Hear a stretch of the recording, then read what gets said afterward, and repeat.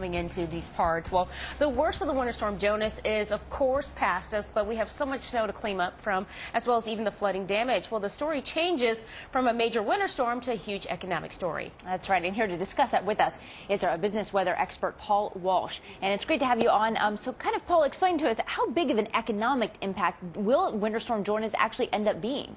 Well, guys, the area that Winter Storm Jonas hit typically generates about $32 billion of economic activity, a typical Saturday and Sunday. Obviously, that didn't happen this time. It probably shaved off 50% of that. Now, the good news is a lot of that will come back. The bad news is that for some businesses, they won't be able to recover. From an insurance perspective, more than likely, we're going to see $500 to $1 billion worth of insured losses, and by far this will be the biggest storm that we've seen this year, and it will be $1 billion year. It looks like it's going to be the storm of the century, at least so far this century. Wait a minute, I think you just said $5 billion. Is that correct?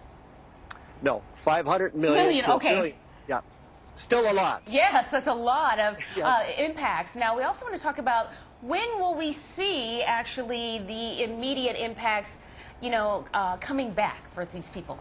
Well, then typically what happens is when you have a storm like this and insurance money starts coming in to help people recover from these storms, when businesses come back, there is a resurgence, there's a bit of an economic stimulus. That typically takes weeks, however.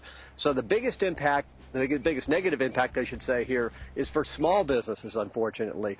Entertainment venues. Remember, Broadway shut down on Saturday. The show did not go on Saturday. All of that has big ramifications for those kind of businesses. It'll take a while for them to get out of the bind that they're in. And what would you say? So is it pretty much the same across all of these cities, or would, say, New York or D.C. or Baltimore, is one of them going to be economically impacted more than the others? Well, it's a great point, and New York generally is a bigger economy than those other cities, so it will have a bigger impact.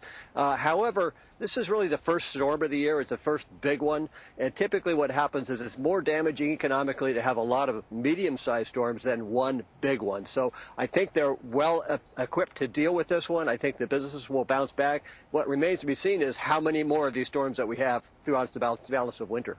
Yeah, we certainly are hoping we don't see any more big ones like this. Now, Paul Walsh, I can see behind you, you have a lot of snow. Yes. Maybe we can look and see a little bit more of your scenery behind you, or maybe you can pan the camera around. I can, and in fact... How much snow did you get? We got a good 2 feet, and if you can see that lady down there shoveling, that's my wife. And I'm not shoveling, but I will be shortly, or I will be getting shoveled.